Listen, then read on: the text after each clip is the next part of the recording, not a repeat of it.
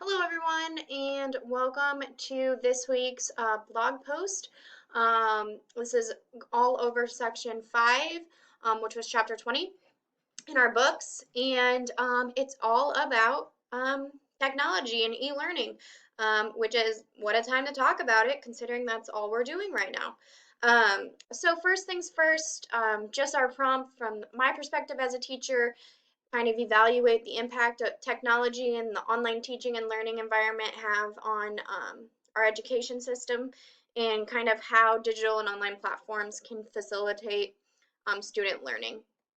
So first, I'm just going to go over some current models that Dr. Cantu in the book went over. So we have the SAMR model and the TPAC model.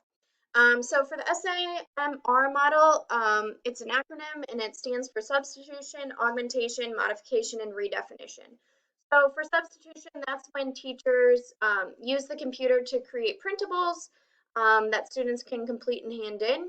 Augmentation is when teachers could have students using online resources as opposed to print-based resources to help them. And then modification is when teachers may have students collaborate together to create a book using online publishing tool like Google Docs.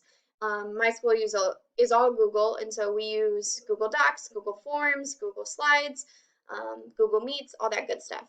And then redefinition is when students could publish their own work on the internet. So like they could use Padlet, they could use a blog, they could Skype with experts, that sort of thing. And then we have our TPAC model, and that's when we have three overlapping circles of knowledge. So we have our larger circles, which is our pedagogical knowledge, content knowledge, and technological knowledge, and those kind of all blend together to create these sub areas as well. And then just going over technology in the classroom in general, we as teachers want to facilitate and inspire student learning and creativity.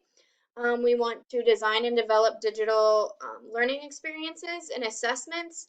We need to make sure that we're modeling digital age work and learning and promoting digital citizenship and responsibility. So making sure that we are using the internet and online platform correctly so that we are then letting our students do that as well. And then kind of engaging in professional growth and leadership with technology. So technology can definitely enhance instruction in the classroom. It can support inquiry-based learning, like we were talking about last week with problem-based learning. You need kind of the internet and devices to really enhance that. We saw kids working together and doing research and that sort of thing. So it can really support that inquiry-based learning. It can also support personalized learning, game-based learning. This is kind of what I see the most for me. My students love, love, love to play those games online to enhance our instruction.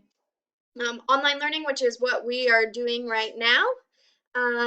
Flipped learning, that's pretty much what we're doing right now, and I'll kind of explain that later.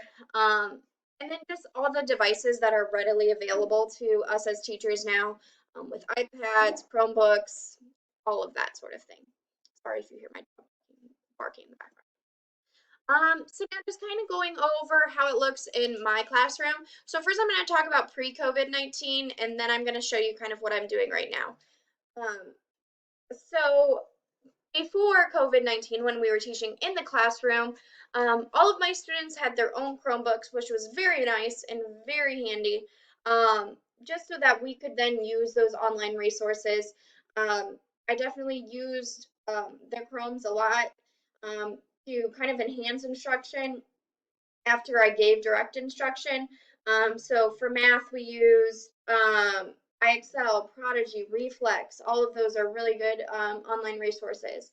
For ELA, I used a lot of Lexia Core 5, vocabulary. And then once again, we're Google School, and so we use Google everything. Google Classroom is amazing. I could post assignments there. Kids knew exactly where to find them, and they were able to turn things in, and I'm able to assess it right there. they know how to use Google Docs so they can work together. They know how to create presentations together on Google Slides. Um, so it's really nice, and it's a really good collaborative tool as well, for that. And then I'll kind of show you what I'm doing now for COVID-19, where we're all teaching online. So I created my own connected learning classroom. So I teach ELA and math. So really all that's shown on this home page is the day that they need to look for.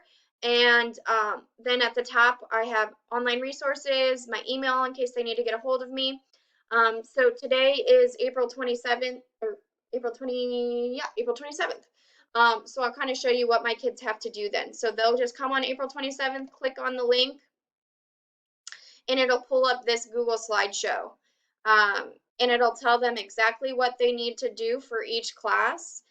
So for reading, they need to, log into Storyworks, watch and listen to the video read aloud of the story, and then they need to go to Google Classroom and complete the vocabulary skill page.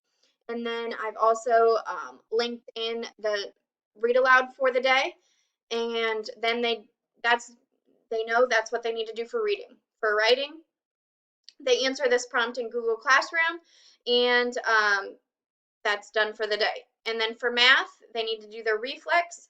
And then this is kind of the flipped classroom sort of thing. So I do my lesson, and I have them watch the lesson in video form. And then they are to complete their IXL skill, which is their practice. And then we also Zoom video chat every day at noon. So then I'm able to answer questions, go over example problems, that sort of thing, if they have any questions. So this is kind of what my classroom and my teaching looks like right now. Just doing the best that we can, but we are grateful to have all of our students having a Chromebook and internet, and all of these awesome online resources that we are allowed to use. That is kind of my take on the online classroom, online learning, that sort of thing. So I hope you enjoyed. I can't wait to see what you guys are kind of doing and your thoughts on all of this, especially with everything that's going on. So yeah, have a great day.